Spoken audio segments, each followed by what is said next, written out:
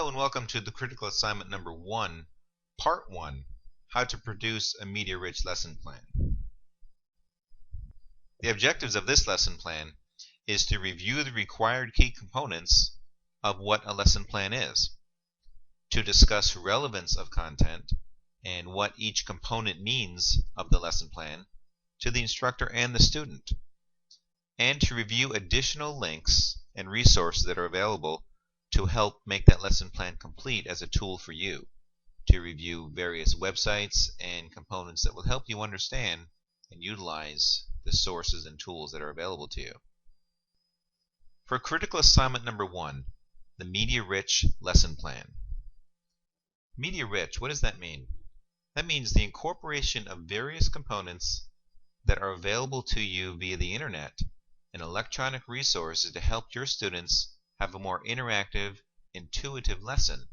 So the idea is to help you have access to the tools and resources that help you get there. The lesson plan is based on standards and benchmarks. The Florida State Sunshine Standards.org is the site that will bring you to the standards that you will base your lesson plan on. Let's take a look at those sites and see what that's about. On this site, you should be able to select a subject area for your specific area. Let's say the word mathematics. And now you wait for the site to transfer, and it's going to come up and bring to you all the possible mathematics and the various standards that are associated. Now you navigate down and you're going to select the grade level of mathematics.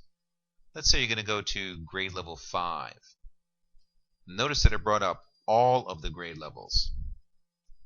You can get very specific, and now if you have a specific lesson plan that you want to choose, or if you're not sure what you want to teach yet, but you know it's something in mathematics you want to produce the lesson plan for, you can go to this choice of areas for lesson 5 that are all the state standards related to math in grade 5. And you also support the big idea. What's the big idea? What's the major umbrella idea that covers the content that you want to manage or teach? Big idea 1, big idea 2, or big idea 3. General information. Big idea 1, develop an understanding of the fluency with division of whole numbers.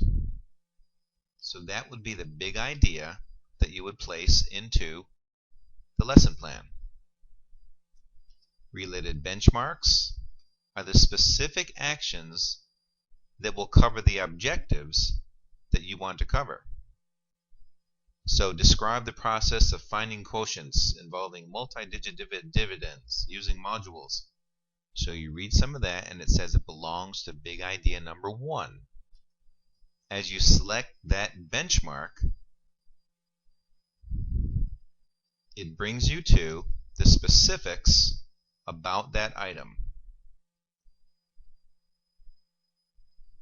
The example of using models and a place value, a student representing 639 divided by 3, base 10 blocks.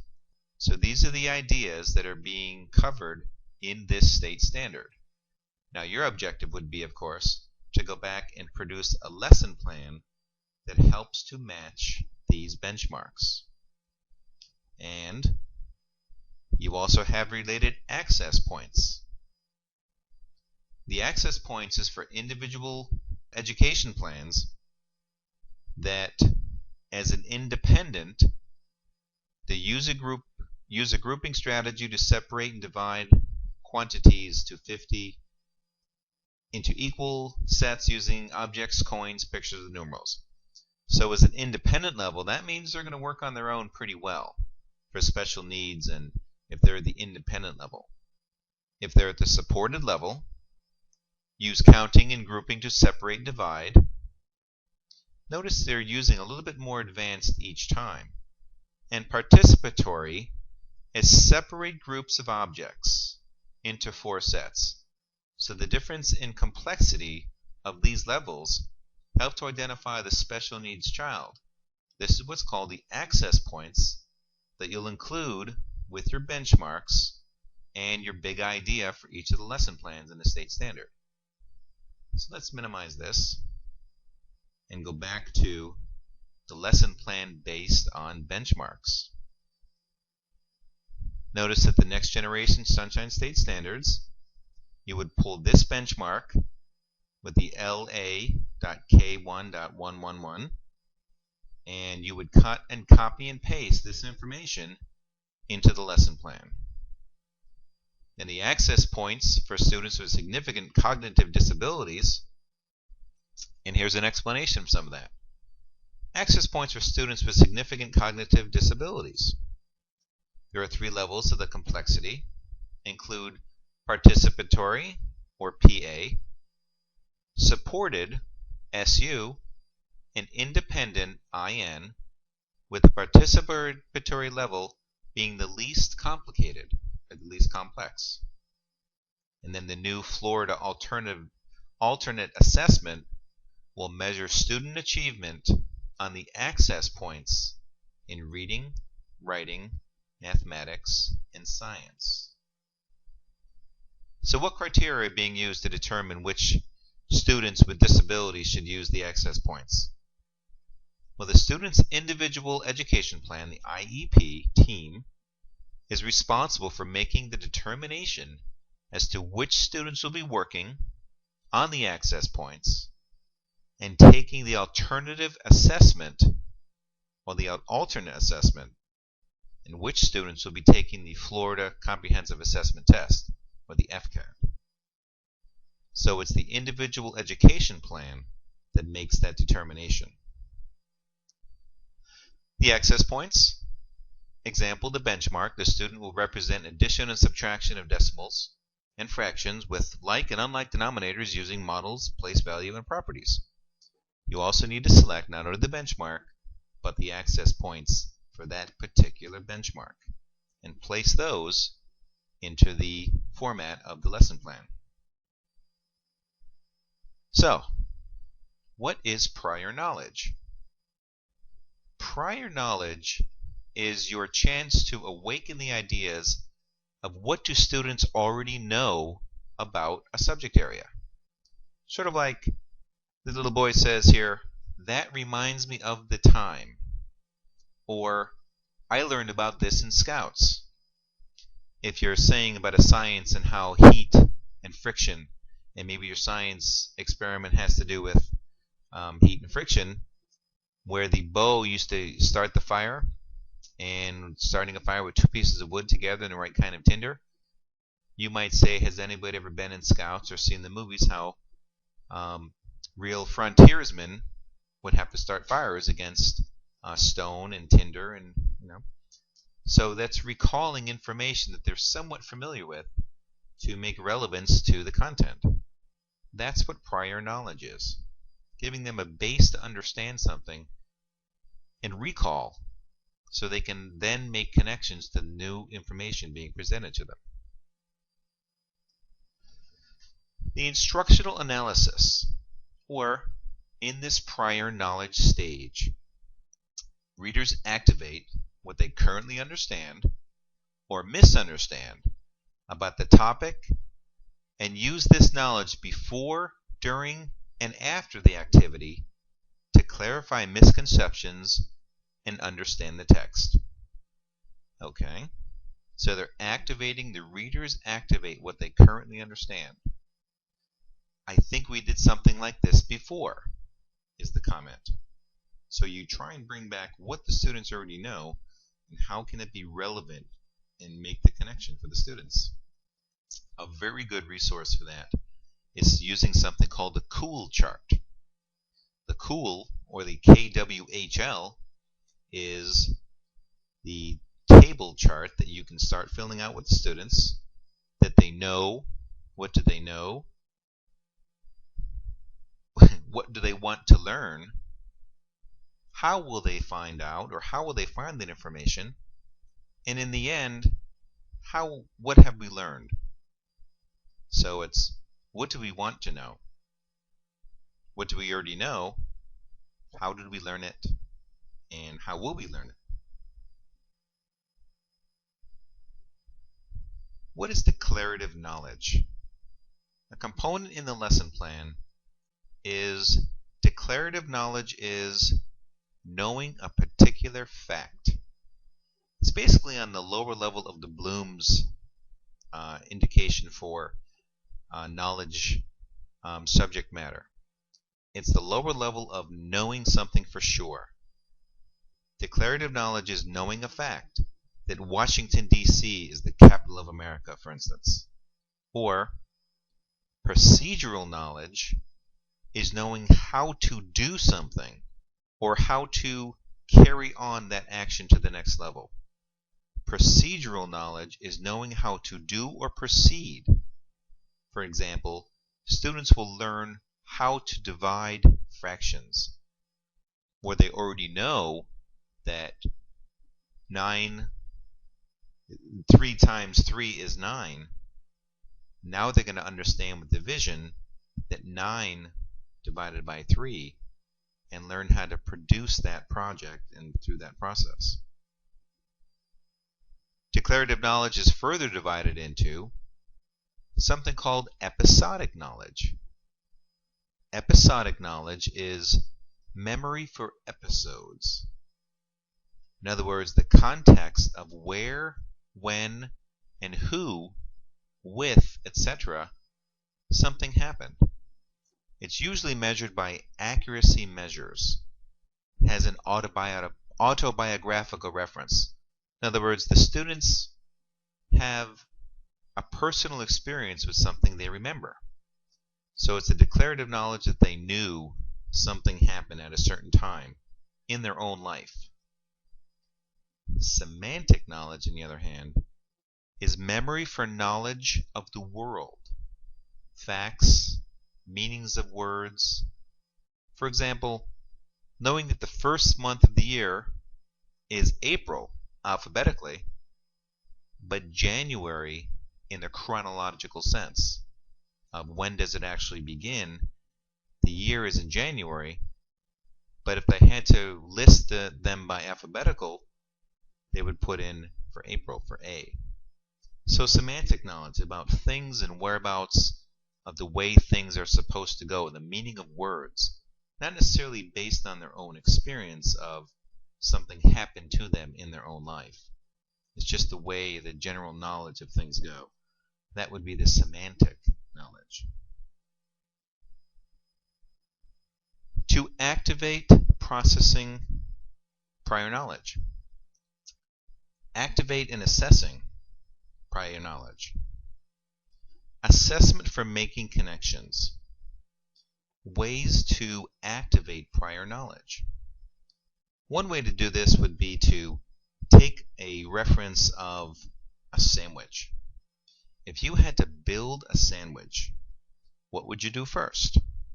Well, you'd probably take a piece of bread, for instance. You'd take a piece of bread and you would build the basics of the sandwich. And it would have to start with the basics of a piece of bread, right? Well, that would be the details or the first components of what's necessary in, let's say, a storyline. If you wanted to produce a story, what would be the detail or the fine-tuning of those components of the story? Well, if you use a graphic organizer or a concept map to help the students understand the various layers and building of that lesson.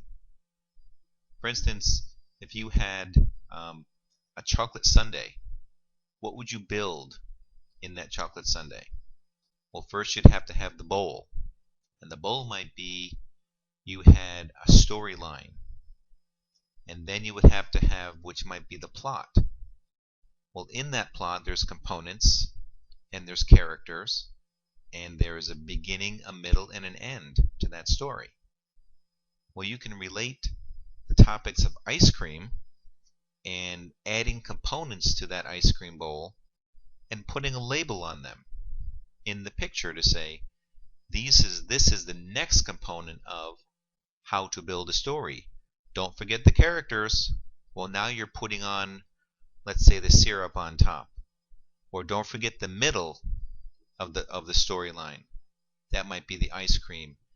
And the conclusion or the climax of that story might be the sprinkles on top, and say that's the best part when it really hits home.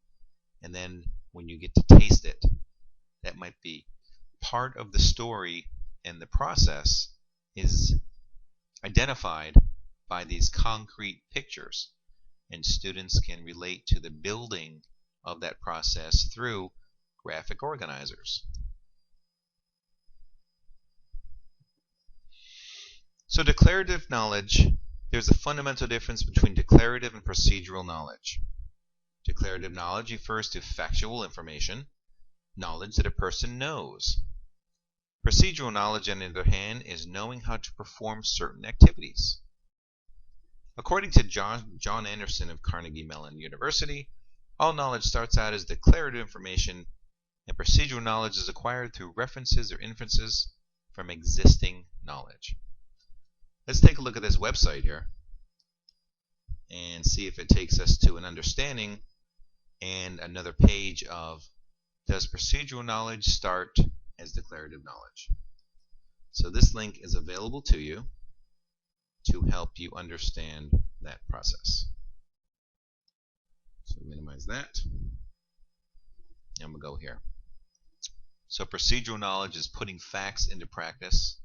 Help me gain the skills to transform a series of declarative knowledge into procedural knowledge. These skills I acquired couldn't be learned simply by being told.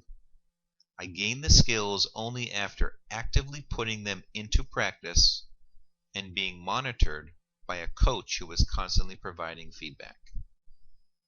So that is taken from this site as well. So it's a definition of. Now, what is interdisciplinary connections?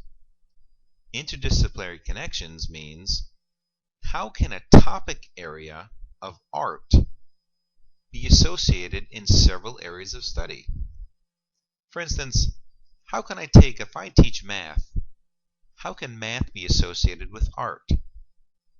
Or if I teach English and my colleague says, I'm producing a project in art, can we somehow marry the two interdisciplinary connections here between math and art? Perhaps it's working with angles and maybe the size of a building, and the art is produced with maybe a three-dimensional building. So the process of producing that building in the art class, and they're working on the skills of producing the art component, is married to the math that may be related to the assignment they're doing in the math class.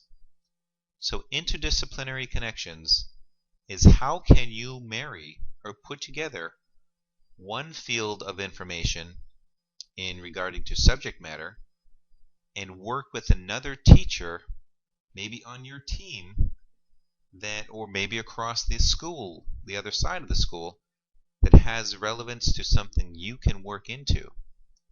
The research will show that students will have a better understanding and a more well-rounded concept of how the math relates to their daily lives. Whether it's English, if you have, let's say you're studying the Revolutionary War in social studies, and the social studies teacher says, I wonder if the English teacher can have them write a paragraph or write a short 2-page paper on the path that we're studying in social studies with Paul Revere. As Paul Revere raced his horses through the historical buildings in Boston and through the countryside, that's the social studies connection. The interdisciplinary connection can happen when the instructor talks to the English teacher to say, can you have them write a paragraph? And you could even introduce a math component to say, how far did he travel and how fast and how long did it take him to go? So the old word math problem could be worked into that as well. So it's interdisciplinary connections that, if in the elementary levels, oftentimes the same teacher will teach the same component or same lessons one period to the next.